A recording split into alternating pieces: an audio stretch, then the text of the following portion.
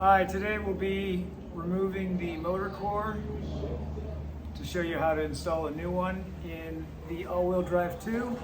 This should also work for the Pro, since both are the same generation of bike. All the connections and everything should be the same. So first off, for tools, all you'll really need is a set of Allen wrenches, in particular a 3 and a 4.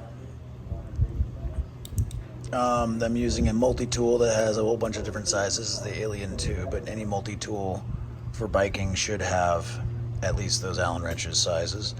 You need an adjustable wrench or a 21 millimeter wrench for removing the axle nuts, and then a good old trusty hammer. You will also need a T25 Torx wrench, which looks like a 6-pointed star. I have one on my multi-tool, but not a lot of multi-tools have this, so you might need to get that. They sell them in sets, just like Allen wrenches of different sizes, but you might also be able to get just an individual T25 Torx wrench. You're also going to need a couple of chairs to prop up the bike while removing the wheels. It's best not to use folding chairs, just because you don't want them collapsing on you by putting pressure on from a downward position in a weird way. In this case, I'm using my 2 patio chairs. Okay, so next what we're going to want to do is prop up the bike on the chairs to get it elevated off the wheels so you can put them on and off freely. First off, you're going to want to kick the kickstand up.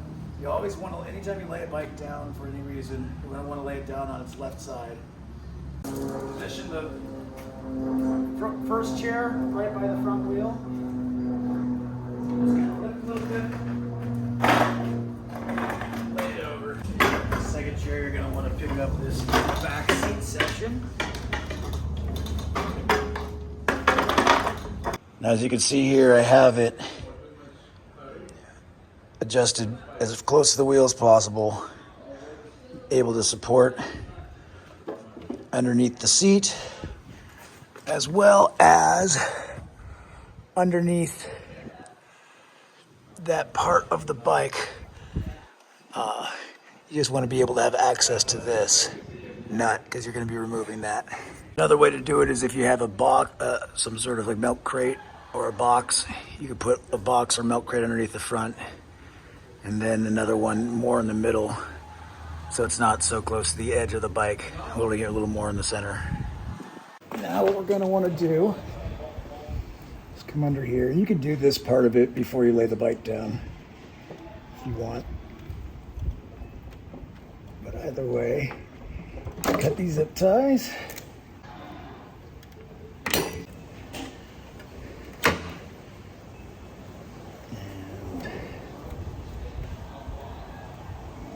And unscrew the collar.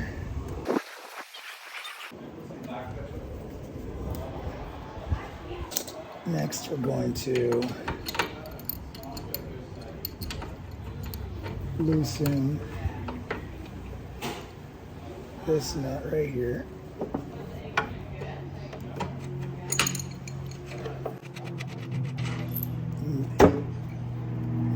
Should have a washer and a nut. Put that aside for replacement. You're going to slip off this cover right here. There we go. Next, we're going to go ahead and take off this other axle nut.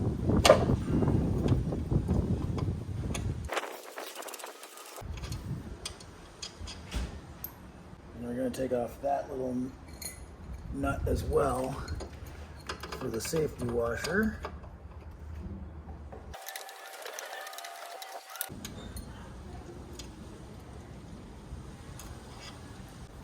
And we'll just go ahead and pull the whole thing right out.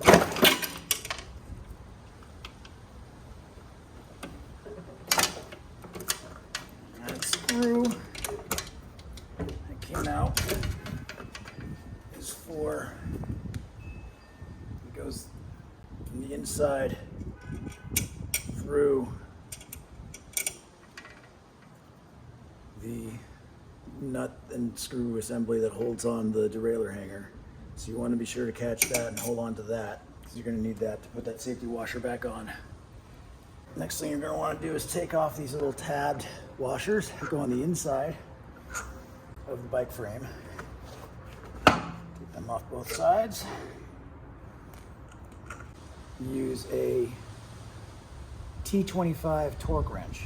Go ahead and remove those screws.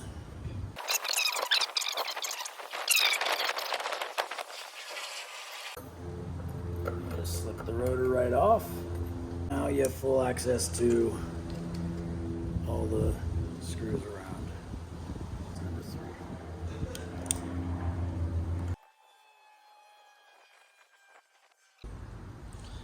Now at this point, it's good to wipe it down a little bit. You also, it's not the end of the world if your hands are a little bit dirty, but it's good to have fairly clean hands just because you don't want to get anything inside the motor core once you get it open. Lightest bit of dust is not a big deal, but you definitely don't want chunks of anything. Okay, so for this part, just pick it up, give it a flap on the ground.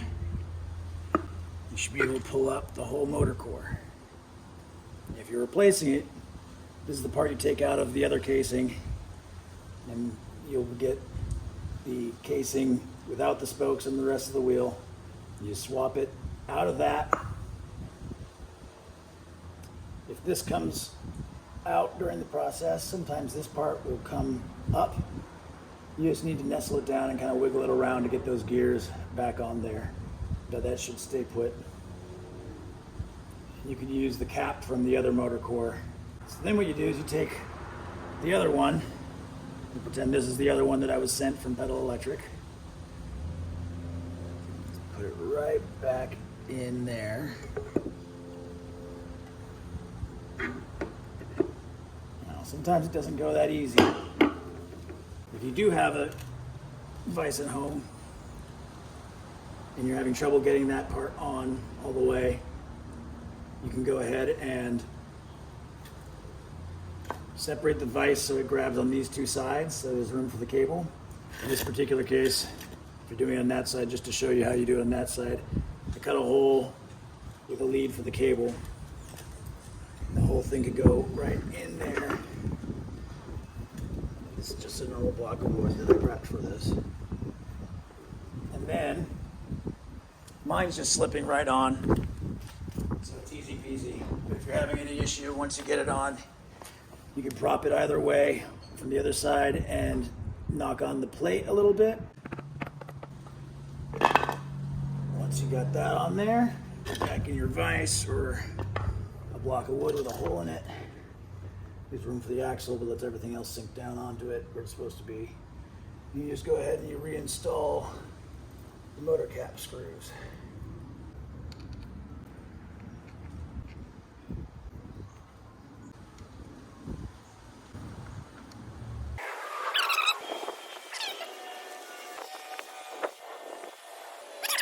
Tightening them down little by little at the end. And then just check them. Make sure that, and check them in the same pattern, make sure that the ones you tightened first haven't loosened up.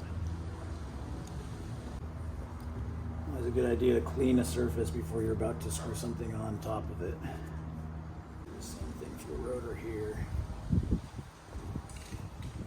It's not a safety hazard or anything, but sometimes if you get the oils from your hands on that, it might produce some squeaking later on when the brakes, as the brakes wear in. Okay, now we line that up. Here's where that 6-hole pattern is more important, so we're going to pay close attention to that. It's a good idea to find a starting point. In this case, I'm going to use the one by the 180 stamped into the rotor as my starting point, just to keep track of my 6-hole crossing pattern. Initial placement doesn't matter about that pattern, but I'm doing it anyway just so you can see how I'm doing it. It's really more when you crank them down and tighten them, that's when that pattern is more important.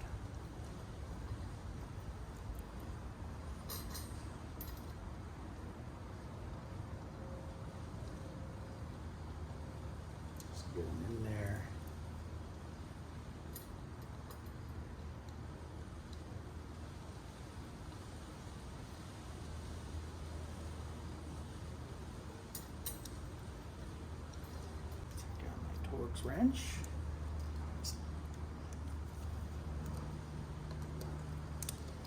Now again, this is just getting them mostly tightened down. And the final snugging you're going to do in the same pattern. But you want to get them all relatively close to the same. So back off a little bit so there's still a little movement room. Because sometimes you'll tighten it down, but if you tighten it down all the way, then this next hole won't be lined up as perfectly. So get them all mostly tight.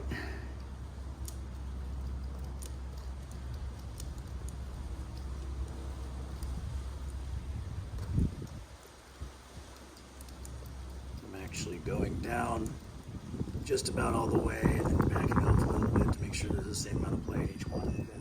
So I did 1, 2, 3, and then you cross the other side. 4.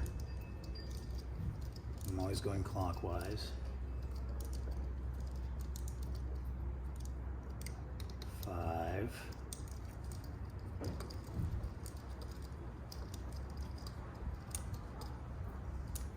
6.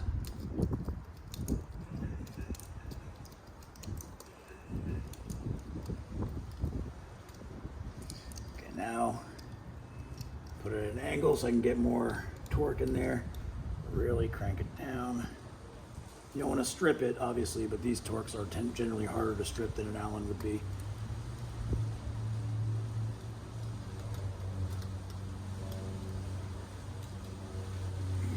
Over here.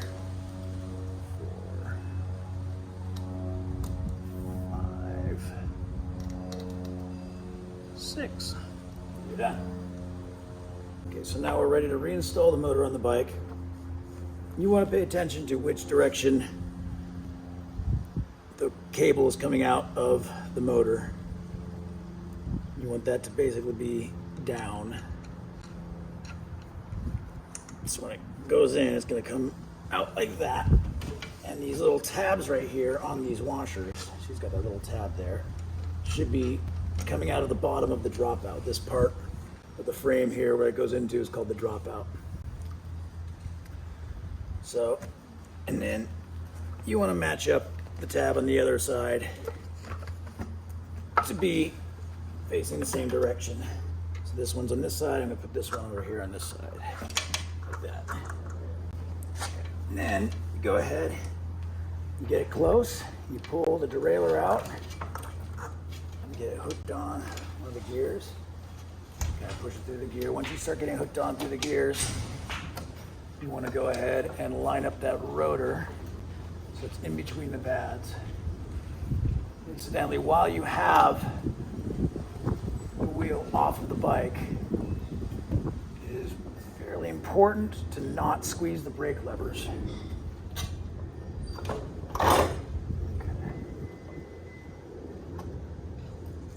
Squeezing the brake levers without a rotor in there will constrict the brake pads and the pistons that push them in, and will get it to where they end up possibly leaking fluid or just needing to be separated before you can get the rotor back in there. So it's not quite all the way in, but it's in far enough for me to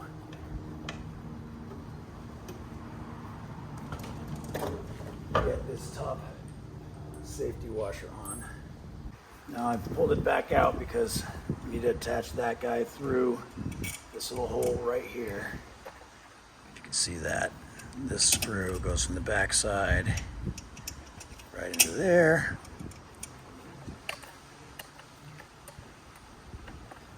You need to rotate it around and get it. It should kind of push up into it, but it's got this particular shape to the end of it. So you need to kind of wiggle it around until it sinks all the way up. Just kind of hold that through. Once you get this chain and everything past it, it should be enough to get back to putting both hands on the tire and guiding everything in. Go ahead and put the safety washer back on. Slip it over that part.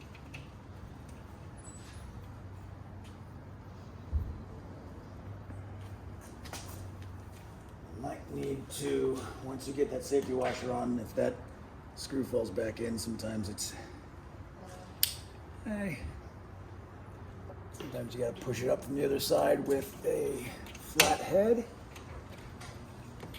So I've got it pushed up in the back side with this flathead screwdriver, and just pop this on there. Now it's a good idea to tighten that screw down almost all the way.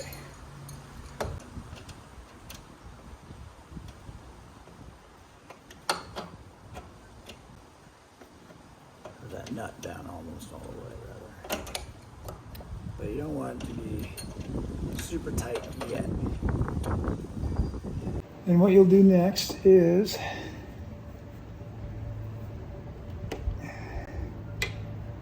place the safety washer and the regular round washer and the axle nut.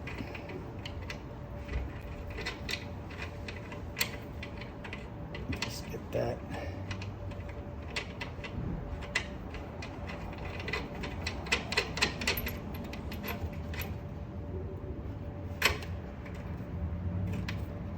mostly tight.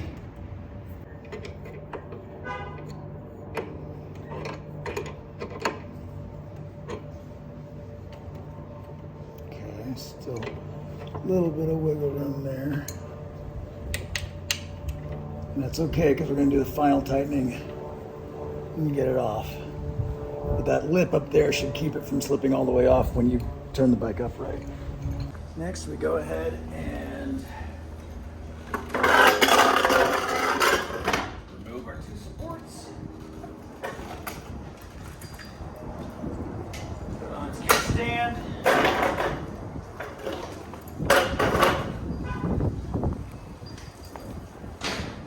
And start putting the washers back on. Now that we got this far with it, kind of want to put it upright for a sec, get it to the pounds, make sure it's all the way in those dropouts. Tighten that down all the way.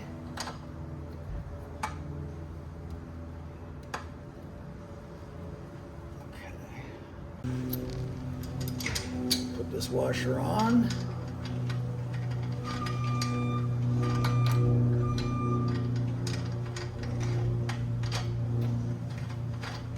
Again, get it mostly tight.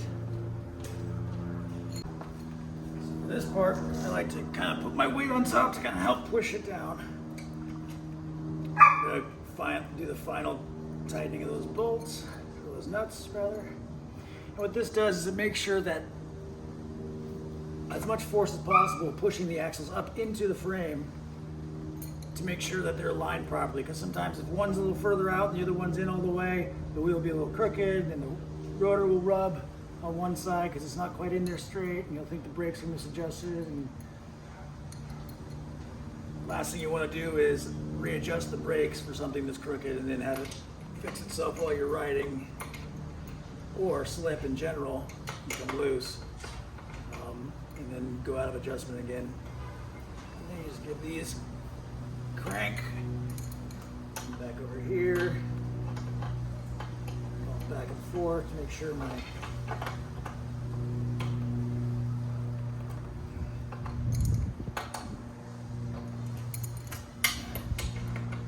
sure to account for any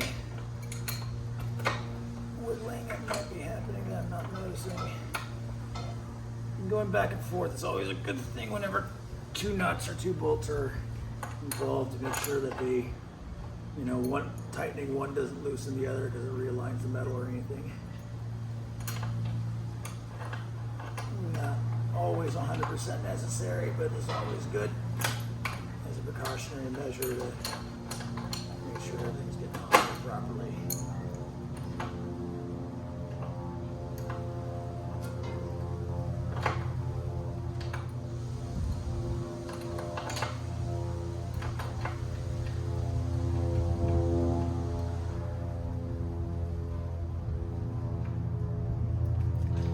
Okay, reconnect the motor cable, making sure that I'm connecting the two arrows straight into each other with those arrows are not aligned, there's a chance you can bend a pin, a connecting pin. And we're back to square one and having to replace everything. And now I just zip tie this up here, that down there, cut those original zip ties that I cut, get new zip ties and zip tie them together. Everything should be good. Now you've swapped your motor core.